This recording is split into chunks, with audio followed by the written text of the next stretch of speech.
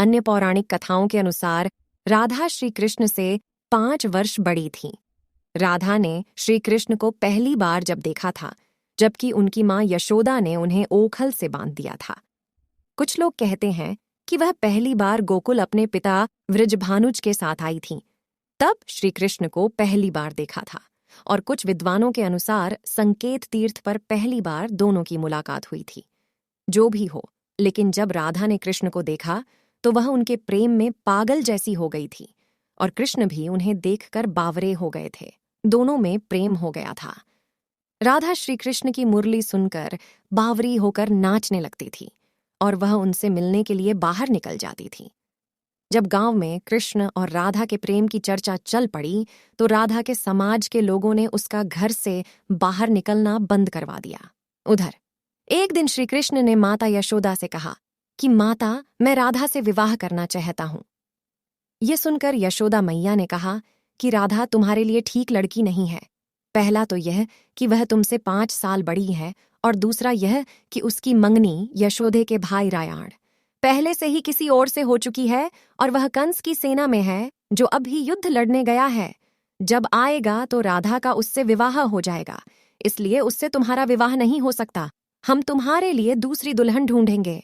लेकिन कृष्ण जिद करने लगे। तब यशोदा ने नंद से कहा। कृष्ण ने नंद की बात भी नहीं मानी।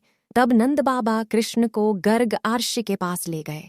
गर्ग आर्ष्य ने कृष्ण को समझाया कि तुम्हारा जन्म किसी खास लक्ष्य के लिए हुआ है। इसकी भविष्यवाणी हो चुकी है कि तुम तारणहार हो। इस संसार में तुम धर्म की स्थापना करोगे। तुम्हें इस ग्वालन से विवाह नहीं करना चाहिए। तुम्हारा एक खास लक्ष्य है। तब श्री कृष्ण कहते हैं कि मुझे नहीं बनना तारणहार। मैं तो अपने गायों, ग्वालनों और इन नदी पहाड़ों के बीच ही रहकर प्रसन्न और आनंदित हूँ। और यदि मुझे धर्म की स्थापना करनी है तो क्या मैं इस अधर्म के साथ शुरुआत करूं कि जो मुझे चाहती है और जिसे मैं प्रेम करता हूं उसे छोड़ दूं? ये तो न्याय नहीं है। गर्ग मुनि हर तरह से समझाते हैं, लेकिन कृष्ण नहीं समझते हैं। तब गर्ग मुनि उन्हें एकांत में यह रहस्य बता देते हैं कि तुम यशोदा और नंद के पुत्र नहीं, देवकी और वसुदेव के पुत्र हो, और तुम्हारे माता पिता को कंस ने कारागार में डाल रखा है। यह सुनकर श्री कृष्ण कुछ भी कहने की स्थिति में नहीं रहे, और फिर उन्होंने कहा, कृपया मेरे बारे में और कुछ बताइए। तब गर्ग मुनि ने कहा कि नारद ने तुम्हें पहचान लिया है और तुमने अपने सभी गुणों को प्रकट कर दिया है।